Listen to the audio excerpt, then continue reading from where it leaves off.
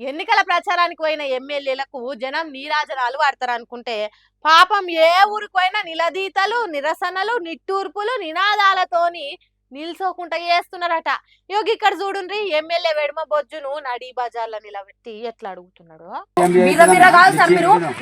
మేము ఎందుకు వచ్చినాం, మీరు వచ్చిందని మేము వచ్చినాం. నా మాట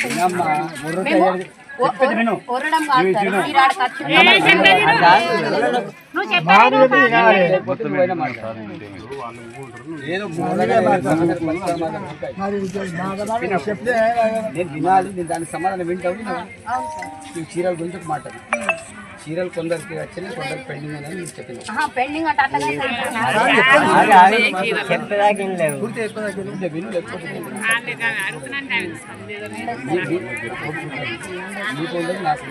ఏమంటానంటే చీరలు అనేది కొందరికి వచ్చినాయి, కొందరికి ఇచ్చేది ఎందుకు కోడ్ వచ్చింది కాబట్టి పెండింగ్ పెట్టారు.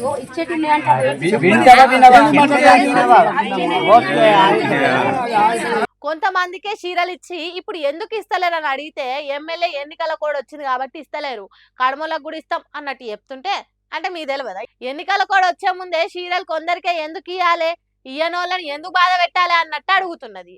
ఇట్లా ఎమ్మెల్యే సాబు నిలదీస్తుంటే వీడియో తీసి దాన్ని సోషల్ మీడియాలో పెట్టిండ్రు జనాలు.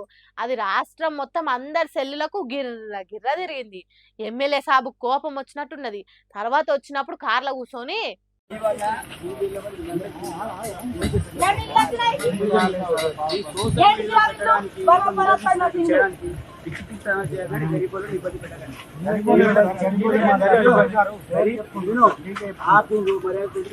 పాప ఆమె సీట్ ఎవరికి ఇచ్చిన సీట్ నేనే కదా.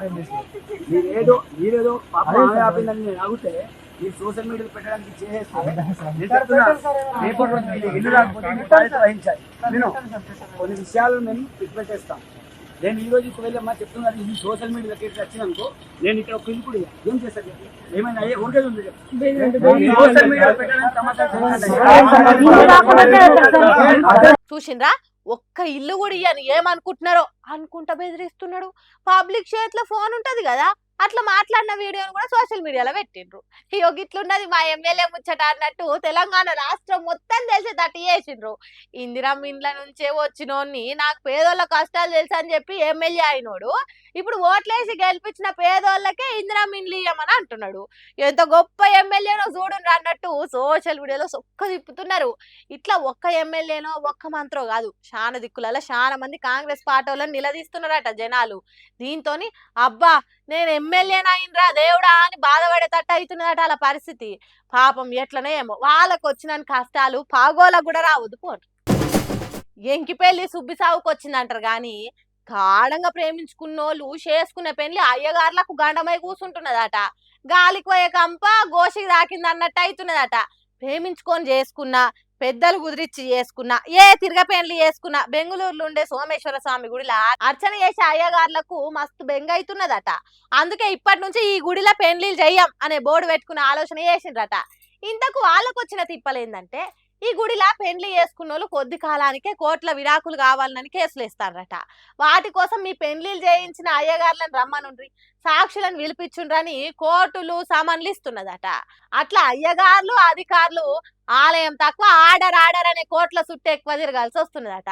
కాల్చి ఉంటామని చెప్తే పెండ్లీలు చేసినాం, ఇట్లా కోట్ల చుట్టూ తిరుగుడు సాక్ష్యాలు చెప్పడంటే మాతో కుదరని పని నిర్ణయానికి వచ్చిందట.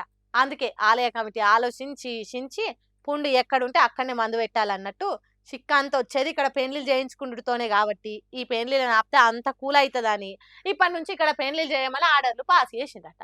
అర్చనలు చేసుడు, ఆరతులు ఇచ్చుడు, ఆశీర్వాదాలు పెట్టుడు, దేవునికి భక్తులకు నడుమిట్లుండి పూజలు చేయాల్సిన పూజారులు కోట్ల చుట్టూ బిజీగా తిరగాల్సి వచ్చుడు మంచిగా లేదు. పెండ్లి చేసిన పుణ్యంతోని పాటు విడగొట్టే పాపం కూడా మనకే అంటుకుంటే మంచిది కాదని ఈ నిర్ణయం తీసుకున్నారట. బెంగళూరు పట్టణంలో పూర్వకాలంలో నుంచున్న హలసూర్ సోమేశ్వర స్వామి అనే ఈ గుడిలా పెండ్లిలు ఎక్కువ జరుగుతాయట. అయితే ఈ నడుమ అంతే ఎక్కువ విడాకులు కూడా జరుగుతున్నాయట. అందుకే ఇదేదో మన వృత్తికే ఎసరు పెట్టేటట్టున్నదని పెండ్లీలకు తలుపులు మూసేసిండ్రట. మాంగళ్యం తంతునానేమో అనే పదం బల్కొద్దని నోటికి తాళాలు వేసుకున్నట్టు చేసిండ్రట. పాపం వాళ్ళు మాత్రం ఏం చేస్తారు, పూజలు చేసేటోళ్ళను కోర్టుకు రమ్మంటే ఎంతకని పోతారు కదా, మరి మంచి నిర్ణయమే చేసిండ్రు కదా.